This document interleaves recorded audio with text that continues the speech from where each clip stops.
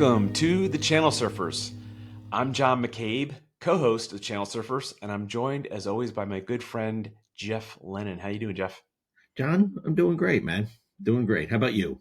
I'm doing excellent. Can't complain. It's almost Thanksgiving, Ooh, and got the family coming into town, so looking forward to that. yeah, should be fun, man. Should be fun. I just made I was practicing a new mashed potato recipe, and Mm. I told my wife, I think these are the best mashed potatoes I've made in 5 years. The fact that I made them before Thanksgiving, not great, because now I'm going nowhere but Can downhill you after. reproduce them on Thanksgiving? That's the thing. No. So Well, anyway, that's other cool. than that, man, doing great, doing great. Excellent, excellent. So today's show, we're going to talk about part three of our AI series on tools and technology and methodologies for utilizing AI as a channel manager, channel executive, right? The title of this show is Empowering Channel Partners with AI, from onboarding to ecosystem wins. And really want to help our listeners, give them more of a tactical partner facing guide to using AI across, their entire partner life cycle. Um, I think what we've been talking about has been very relevant. I can't really turn a corner these days without being smacked in the face with some form of an AI tool or AI, involvement in what I do.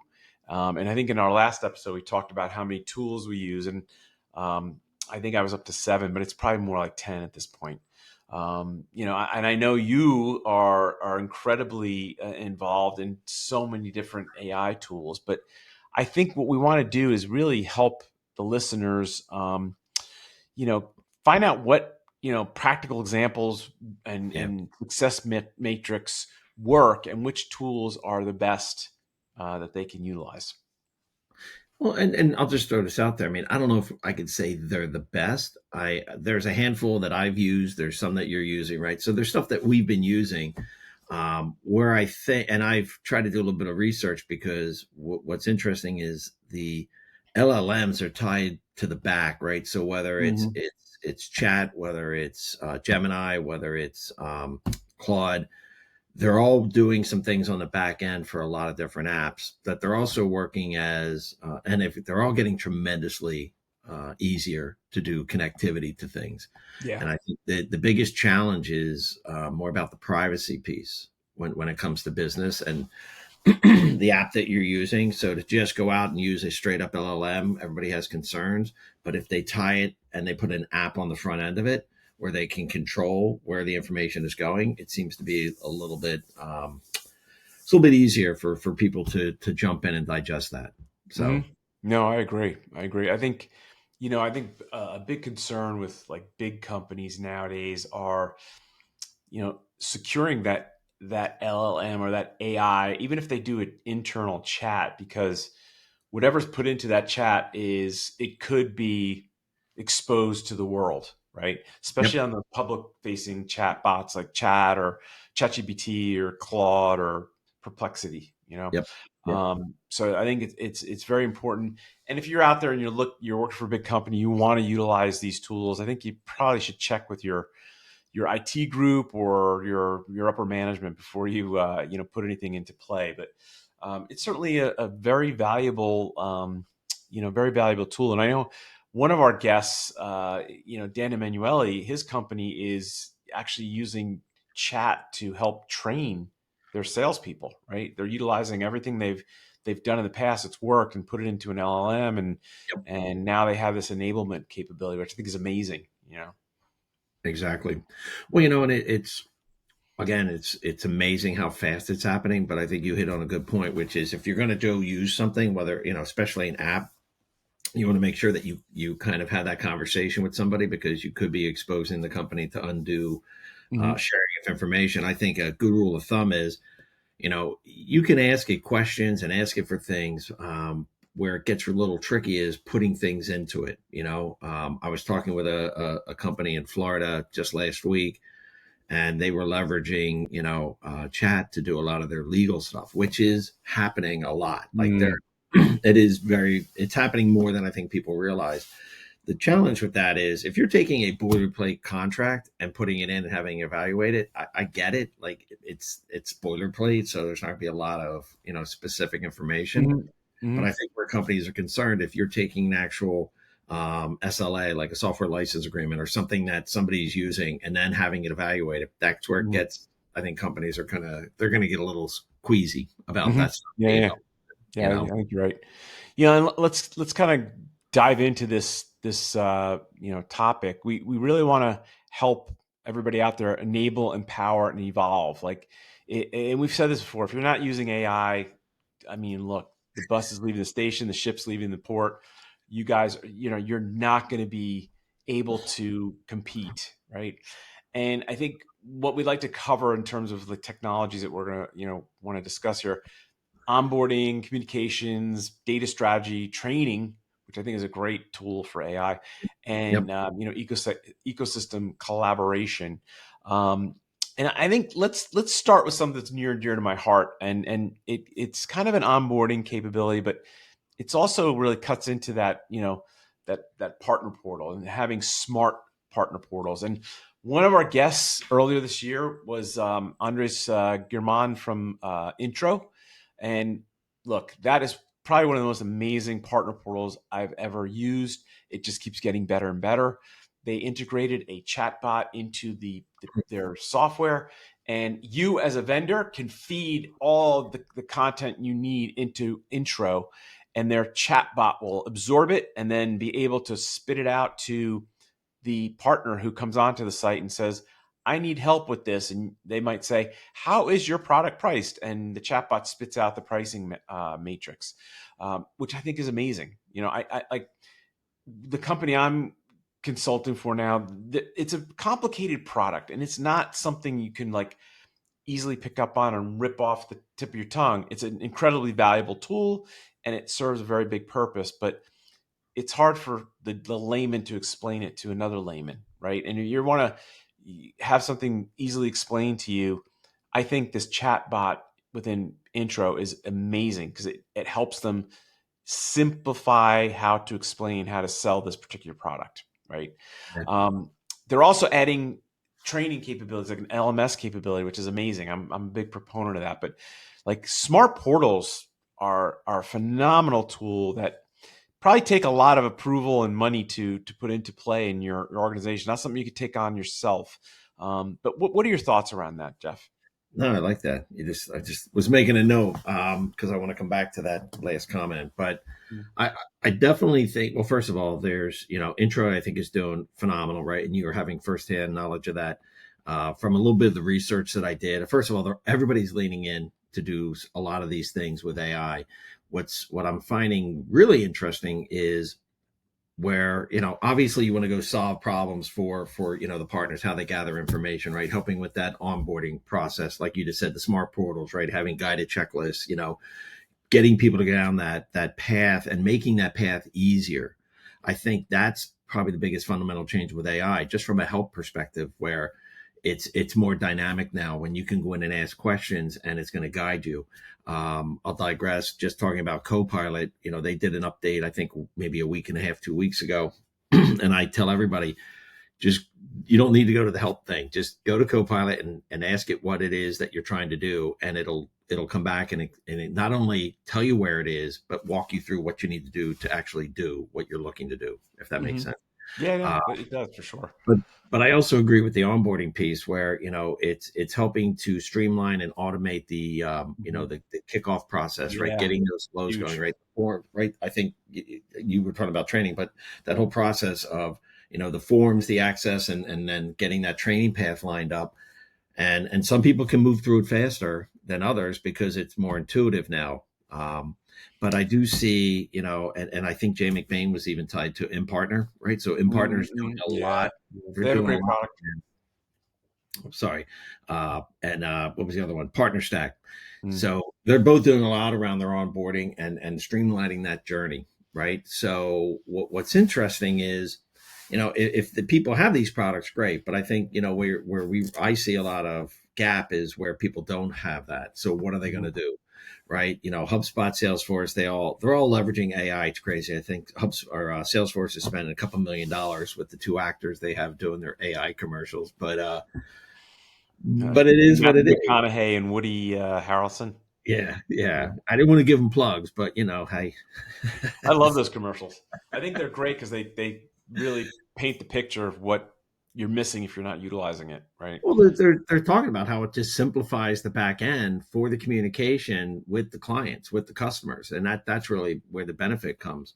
Where I see, a lot of companies that maybe don't have those types of systems, or they Mhm. feel they're too small. Which to your point, like if you're in the channel, you should have some type of a PRM. Mhm. It's not, and it came up in our conversation a couple of weeks ago with Vaughn, right? A CRM is not a PRM because they're both Mhm. driving different focus points, so to speak. But Mhm. leveraging, and what I saw, and I when I was we were chatting earlier, is I think Chat and Claude are probably two of the better ones. I think Chat, using Chat within a certain guideline or context, Mhm. it can help you summarize information very quickly. What I found really interesting with Claude is, it's, and I think I may have said this on the past episode. It's more of like an analyst. I mean, I think they just had a feature come out. I haven't played with it yet, where you can actually have it build out an Excel spreadsheet. Mhm. So the whole setting up the formulas, the pivot tables, Wow. where I can see it helping people is you just speak in English what it is you're trying to do or what your outcome is that you're looking for, and it's going to help kind of put it together where it's going to take people from, where they were in box one and might take them 2 or 3 months to get to the next stage.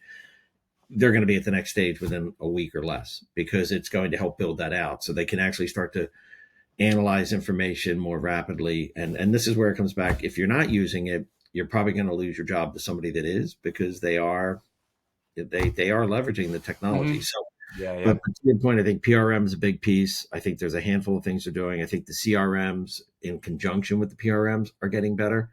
Mhm. Uh, so anyway, I think the big key there is that whole time to get ready, the whole figuring out how do you, I think, what is it? The most critical time for any new customer or partner is that first 30 days, and what tone you set with them. And I think that's Mhm. where AI can help, expedite that, especially if you're dealing with multiple verticals, because you got to be able to translate the information very quickly. Yeah, that's true. So true.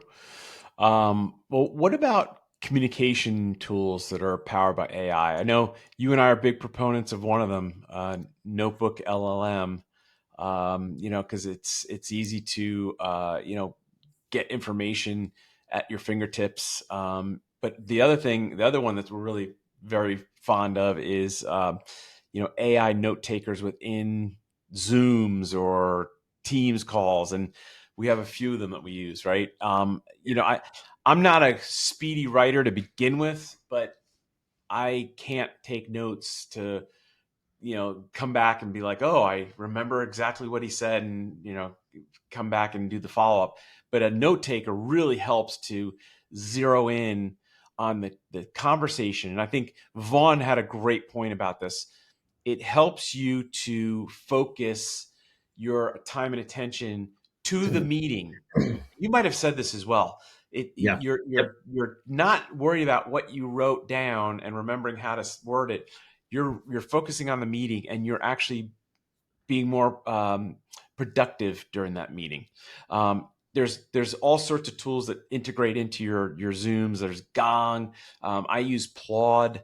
There's another one, High Note. And there's our favorite Eva for Marbleism. But it's funny, they show up on a call and you're like, what the hell's that? But it's really actually very. I just find it immensely helpful for me. Well, it's I just had this come up twice last week, um, where they didn't want a note taker on, Oh, I've had that happen too. Yeah. and I get it, and it's kind of sucks because I don't want to say you get used to it, but I constantly, sitting here with pen and paper, that's me. So I'm always kind of jotting things down anyway because it's just part of my habit, so to speak. Uh, Mm. but I really enjoy the note takers because, Oh and yeah. as we shared this before, there's an aspect of it where it brings up things that I don't want to say you missed it, but it correlated something that was said, and you're like, yeah, I'm glad that note taker caught that. I will probably, exaggerate this, but I'm probably good at getting, 70% because you're taking notes. And I think what Vaughn said on that call, and I agree with him, when you do have a note taker, and I'm stealing this quote from somebody and I forget their name, but you're listening with the intent to understand, not to Hmm. respond. And Yes. when you have the note taker, you start to get into more of a mode where you're just trying to understand what they're doing. And you're it sounds crazy, but you get in the Yeah. moment of the conversation, which a lot of people struggle with. So And I think I do see that value. Sorry, go ahead. a couple things like I've had C-level executives get on a call and like turn that off. Our company policy is against it, and you'll turn it off reluctantly, but yeah. But just everybody who's listening out there, they probably have had a Gong or a Zoom, note taker or Copilot or any number of them. They're probably already integrated into what they do already, right? And it's just a part of how we do things, in our everyday, work life these days. So I don't think it's any surprise. Like those are more readily available to the individual, but there are also enterprise level organizations that will integrate it into what they do for their employees, and their sales force. And I say this all joking. When the joke I made was, oh, that's fine, I can turn it off. Let me just get out my piece of stone and chisel, and yeah, we'll just start taking notes. But it is interesting, and I think it comes back to it's a lack of trust in the Mhm. technologies and what it's doing. And Mhm. if you're just taking notes from the call, first of all, anything that's said on the call, like, so are you telling me you're going to say something that you don't want to be held to? Like, I just it gets weird. But anyway, It we'll I'll does, but I love how it will just tie everything together, summarize it, give you the follow up points that you might have missed. yeah. You could go back and then do your proper follow up for that next call, that next meeting. I just find them invaluable, and I try not to. I'll adhere to somebody's wishes, but I really prefer having like a note taker to Yeah. you know. Well, I'll say this. I mean, I've used Otter, I've used Owl, I've used the Zoom, I've used. I think Copilot has a thing with it, which I haven't really used a lot. We use Marbleism. I've used. Oh my gosh, what was the other one? But anyway, where I was going with this is, which I've been very impressed.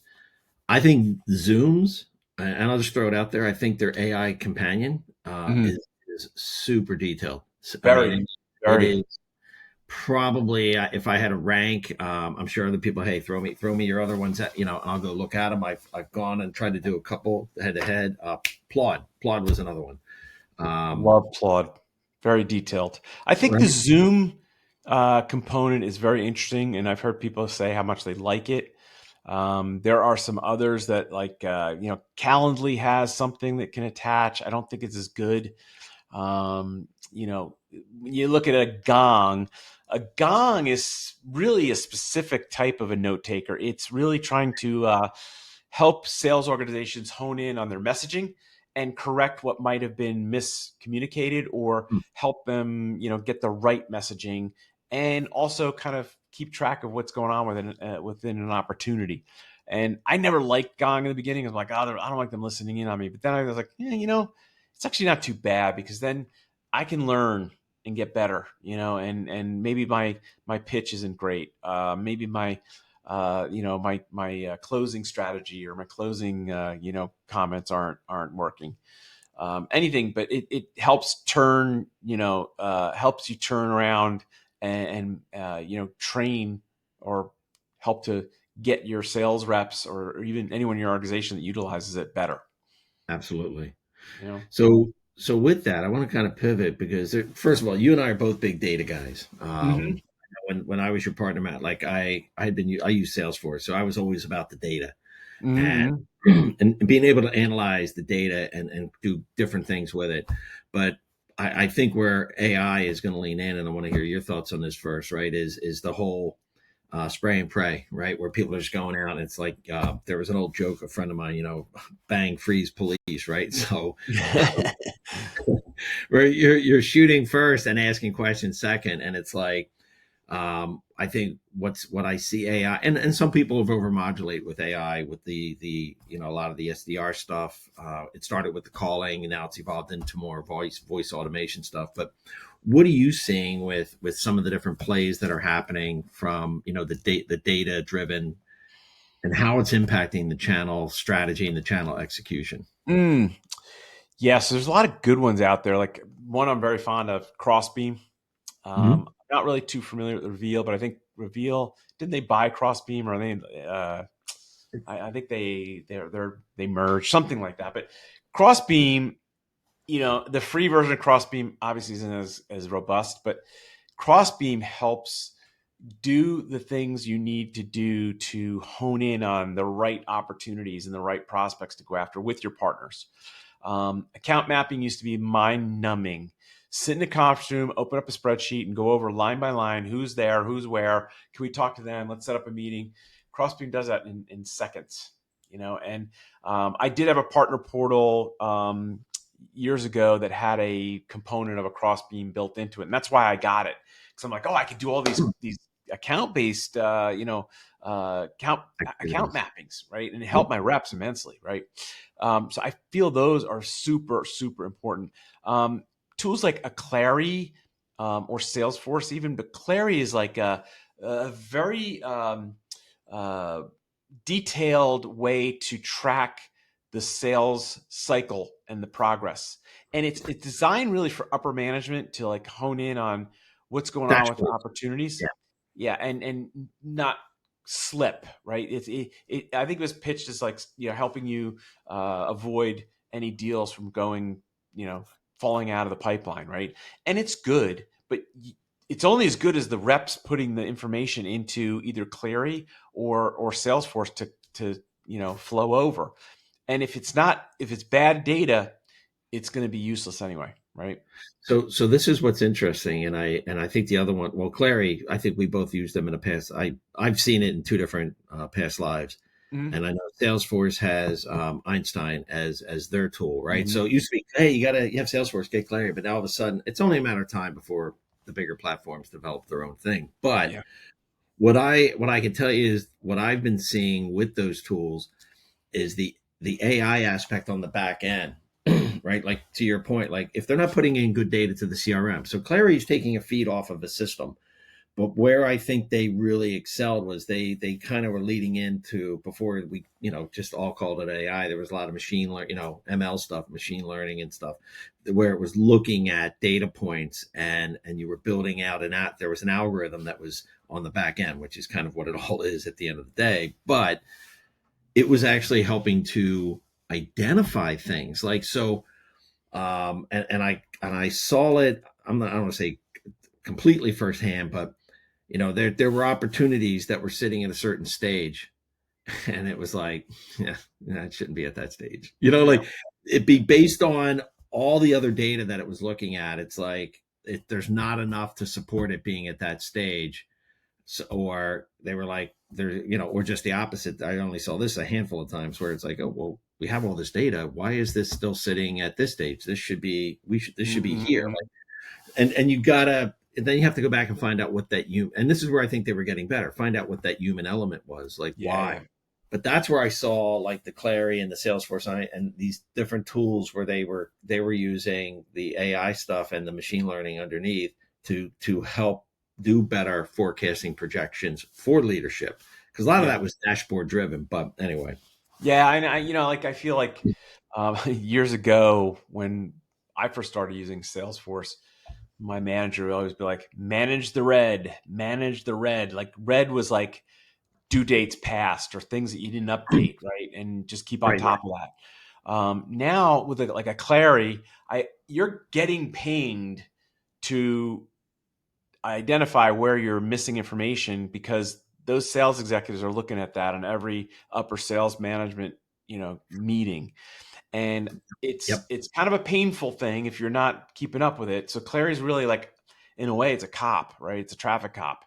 It's managing all the things that are going on. And it's like, hey, stop, or I'll say stop again. But you gotta do the things that help Clari be a useful tool. In the same respect, there's tools that look at partner performance like Mode and Looker and Power BI. And I have not had a lot of experience with them, but I think what we're looking at now is like, how do you justify the partnership and the value that it brings to your company? Because Yeah.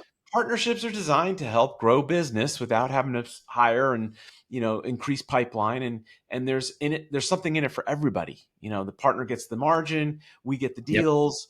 Yep. But how are you measuring that? How are you tracking it? Sure, a partner portal can do that, but are they really showing like the nitty gritty? And we actually just talked to someone last week who's got another tool called Quark.ai, and that's basically helping to justify your existence as a channel executive. It's like telling you what's going right. And I think Exactly. these are really important tools. They're not as widely adopted, though, I don't believe. Well, and it's coming back to proving, right? Giving just the justification and proving the validity of what's actually happening in the process and who's actually engaged when. Like when you start to look at whether it's, a CRM, a PRM, or some of these other tools that sit on top. I mean, the whole point is making sure you're identified, what has been sourced by who, and what part of the pipeline is, we had, I think, 3 levels when we were at FireEye, but whether it's sourced by the vendor or being sourced and driven by a partner, like, can you track that, and how? And a lot of times there's a gray area, for Mm. percentage of that. But I also think, making sure that you're having that deal velocity, right? That time to close. And Oh I yeah. think, there is a math behind a lot of that. And you share this all the time, being able to show your partner win rate and show where we're actually, excelling. Like, hey, we brought a partner in, we gave him a couple opportunities to kind of, feed the trough, so to speak, and now it's, we're getting a 3 or 4x of deals coming in for every deal that we have, which makes sense, because if you've only got, to say, 3 or 4 reps in a small company, or even if it's 10 or 20, and your partner might have, 50 to 100 reps based on, Hmm. their size, so the probability of them driving more business goes up exponentially. For sure. For sure. So let's move to the next phase here. Like, what about training and enablement? I think that's a really important facet of AI and how it can help you. And I know some really good tools. Wink, wink. But let's talk about this, because I think you and I have been kind of entrenched in this a little bit. Um, you know, I think personalized training is important. Uh, Role-based learning paths and auto recommendation. Look, Intro now is putting that into their portal. A learning track, which I love. But there are other tools, and we could talk about it in a minute. But I want to get your kind of take on the Yeah. training and enablement space. I think it's, well, I think an AI is helping companies put that stuff into their tool, Mhm. like what I was doing. Sure. I Yeah. think you're going to see it in other PRMs. Why? Because the training that you want to deliver and drive to your partners is slightly different than what you're trying to do to train a client on your product, if that makes sense. Yep. Um, but I see this as I almost want to say like a super growth area, because you can personalize the training and you can lean in, and it can, get aligned. I think from the conversation we had with Dan and how they were using it, I mean, it's almost like it's adaptive to what, so that it can actually help you, where, you may be good in areas 1, 2, 4, and 6, Hmm. right? And then somebody else isn't strong. They're good in 1 and 2. And then after that, they need to do 3 and 5. Like, you know what I'm saying? Like, depending on the number of training areas. But I see that as something that could be really beneficial. I also see the AI being almost as a, like a learning coach, a learning instructor that's going to kind of be self guided, right? So Hmm. that's where I can see a lot of customization to, or uh, Hmm. personalization to the Yeah. individual in a training group. And then I think the other big thing was the ability to do the micro learning very rapid. Mm. Let's face it, people's attention spans are shorter than ever. so, so You don't I think, say. Right. But I think having that, I think, is hugely, helpful, because not everybody needs to learn the same thing. And I think that's what's always people have struggled with LMSs, because they give you an LMS and it Yeah. was super, super rigid. And I do see AI being able to have a much more flexible dynamic in the delivery of the execution. That's kind Yeah, of I my agree. And I think there's some great tools that help with that. Like two that I'm really very familiar with, Highspot and Seismic. I was at a company, we use Seismic as our intranet, and they built it so everything we needed to sell was in Seismic, right? We could pull down data sheets, we could do scripts, we could do anything you needed. There really wasn't an AI component at the time I was using it, but I think it really makes me have a different appreciation for Seismic and HubSpot if they can really add that AI component to pull the information that you really need fast, right? What about Allegio and MindTickle? You know, they're more like coaching, AI coaching and certification analysts, right? Or analytics, I should say. Yeah, because, well, that's, and they're really good, because that's where you need to make sure that people not only did the training, but there's the requirements, right? They have to do, there's always kind of quiz and test, but you want to Mhm. make sure that you are getting the output and the people are getting the retention from the training. That's where I think both of those products kind of play in. And like you said, it's helping with the certificate. I think more in the certification process, um, especially with some of the advent of the changes and the technologies. And you got NIST, and like we were talking last week to somebody about CMMC 2.0 and how Mhm. I mean, people are losing their mind, because it's like, oh, there's a framework. Well, how do you align to that? Yeah, yeah.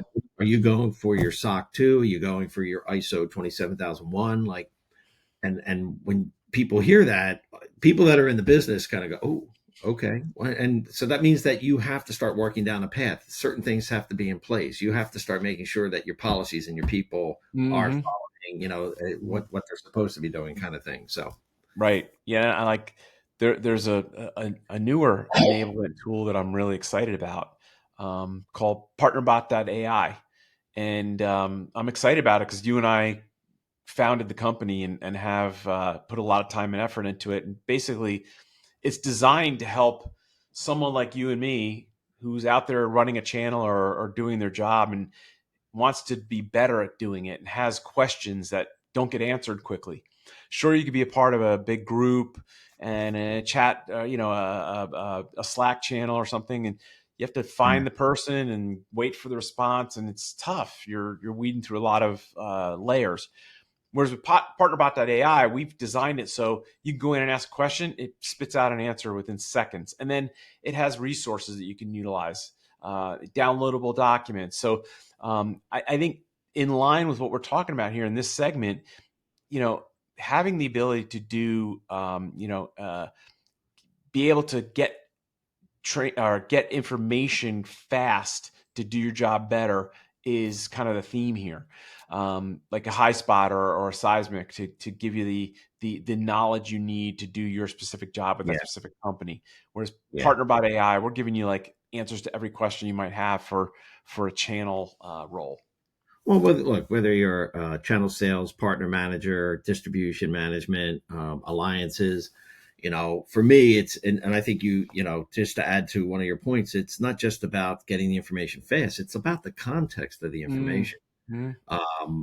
And again, as we kind of go through this, I mean, we'll probably do a much deeper dive on this as we go forward, but I used to have, and I still have it actually. I have a G drive, right? Yeah. Giving Google a little plug there. Yep. Uh, Who I've doesn't? always I got had, two of them, three of them. right, but I've had folders in the G drive that people would reach out and hey, do you have anything on distribution? Do you have anything on NFR? Do you have any? And I had a lot of different information at different times. I've had PowerPoint decks that I've used in the past. We talked about my 30, 60, 90 plan and all that. And what's interesting is, I would share that with people to give them a Mm-hmm. perspective context. And my point is, use whatever you want from it. Take it, use it, don't use it. I don't care. But you asked, here's what I have. And I think this is the thing that really, really appeals to me about this is I still have people reaching out to me, Yeah, yeah. asking questions. And, I just think that You can go to a chat engine and ask it questions and it's going to come back, but it's going to be based on, first of all, the level of the question that you asked and the context and the type of business that you're in. And like, Mhm. there's a lot, you got to get in and get very specific with your prompt. But I think the takeaway is it's pulling from a general bucket of information. Um, it could be helpful, could not be, right? And if you have something where all of a sudden it becomes almost not just I'm asking a question to get information, John, but it's also being a partner coach, which Mhm. we talked about, right? You need that coach that will actually help guide and then share other information that may be also applicable based on what you're Mhm. looking to do or what your question was. I So think that's how you could kind of position both of us, and we both are very giving of our time and information to our friends and people who ask, because that's just the way we'd want it to be done, right?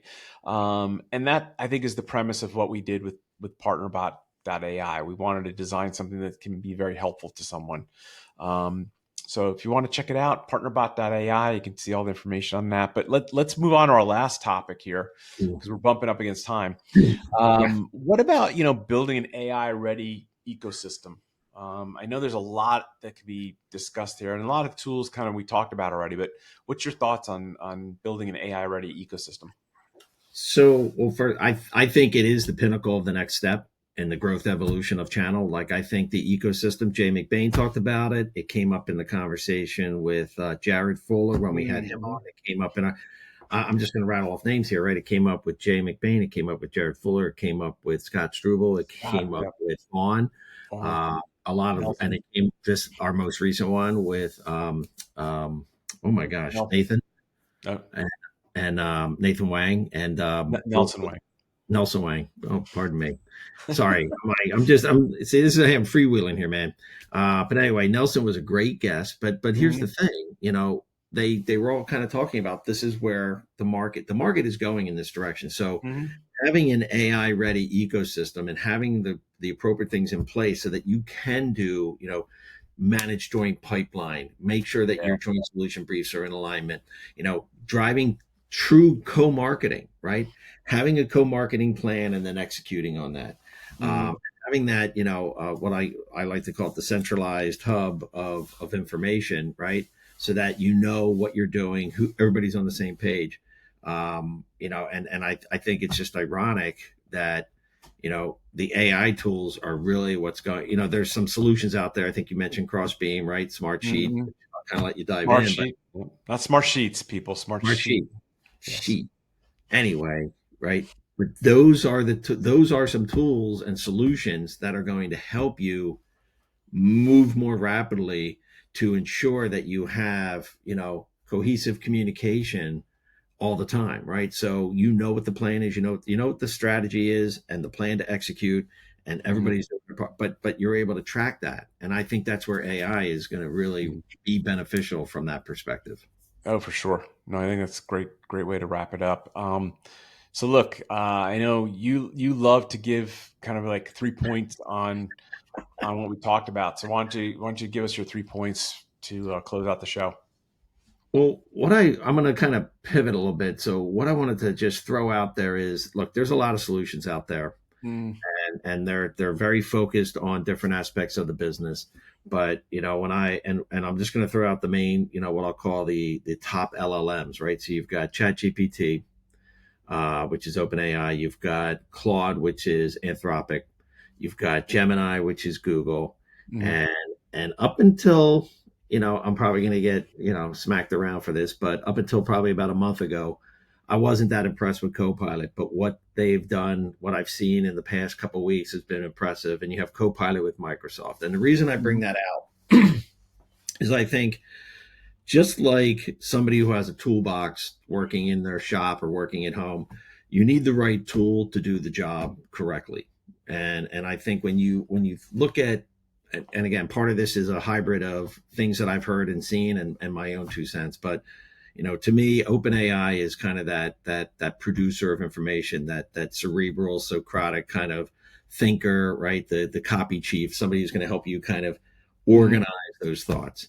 To this day, I'm really blown away with Claude. I think Claude is more of the analyst, right? He's the guy that's going to do the organization and help with the execution of data, make it simple.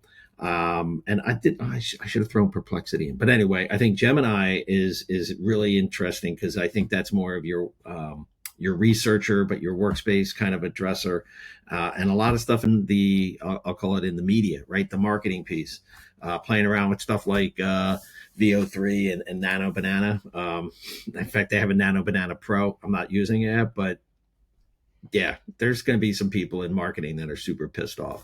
Yeah. Um, and then you got Copilot, right? Which is what I played around with last week. Once I saw some of the capabilities, it's really your office assistant. And I used to joke about Office because people use Word, and I can go back 20 plus years, 25 years using Word in Office. I would say the average person uses less than 10% of off the Microsoft Word or Excel's capabilities on a daily Mhm. basis. And I do see now with Copilot, you're going to have people expanding that where they're going to start to use maybe 25, 30, 40% of Office, whether it be Word or Excel's capabilities or even PowerPoint to do things. So anyway, I'll just kind of leave it there. But I just wanted to kind of summarize those because I do see them, and I think I shared this before. There's a lot of the solutions that are out there are using aspects of some of these LLMs on the back end to help drive some of this. Yeah. So that's It's kind of my quick summary of AI. There's a lot of great solutions that we talked about on here, which we should probably reach out to, like Intro and Scott Struble and a couple other people with and their Michelle Etherton. I think she'd probably have a lot of good intel because their good point. liminal is designed Good to like point.